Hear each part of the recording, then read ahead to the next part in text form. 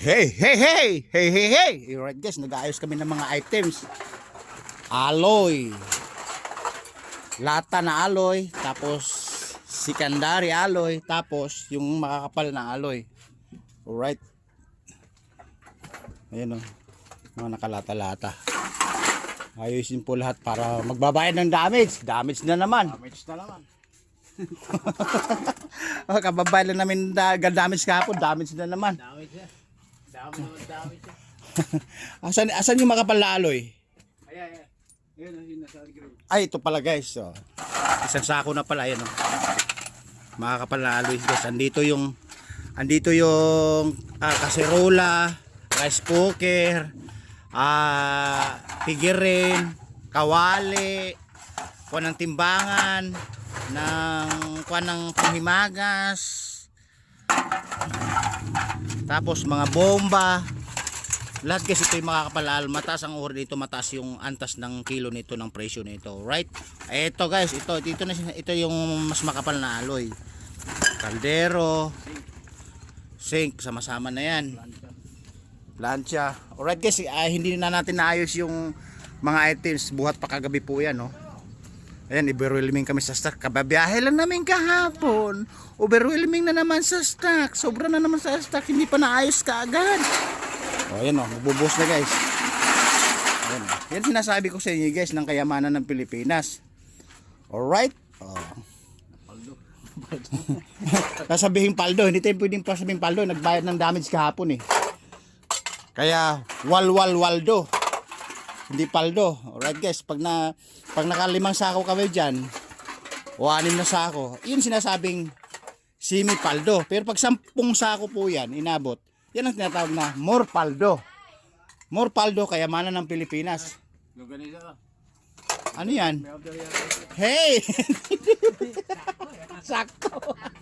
Sakto. Nandito ako sa lab. Guys, yung suki namin na nagbibigay ng ulam for 1 week. Ang bigay, magkano daw to?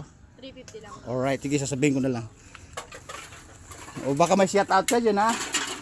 Alright guys, nagbibigay din ng guys, na ako nga pala, naikwento ko na nga sa inyo, pag good pair ka kasi, kusa nilang dumadating yung order. Kusa nilang dumadating. Pag good pair ka. Alright. Pero guys, pag hindi mo babayaran, magtatago, iiwasan ka na. Pag barat ka, ilagay natin sa freezer na Ghost Project. Alright. Another one. Andito yung freezer namin na gawa sa pork barrel. Alright. Ayan, pork barrel po yan. Napunta tayo sa... Ayan, pork barrel. Pork barrel. Tapos ito yung junior size hanggang leeg. Ito po yung Ghost Project. Napunta tayo sa freezer ha. Hindi naman yan ang issue. Dito guys. Dito guys. Nag-ayos nga kami ng mga items. Ito yung quality. At quality din sa presyo. Dahil sinasabi ko nga, yun yung makakapal na alloy, yung latang alloy, yung secondary alloy. Tatlong klase po yan. Ito naman yung mga tanso dito. Andito na mga napag-iiwanan. Ito, tanso ata to eh. Sira naman to, hindi na umiilaw to eh. Alright guys, pinakita ko lang sa inyo yung magiging pondo ngayon. At para pambayad namin ng damage. Tapos na bayaran ng damage. Ibig sabihin, ito na lang yung para sa kakailangan natin sa araw-araw, sa budget, sa dudukutin, sa may pera. Again, hindi pa ayos yung mga item na sa labas. Nilagayos kami ng mga quality kagamitan. Alright.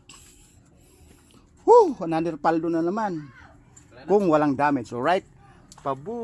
Woo! Wala na ba?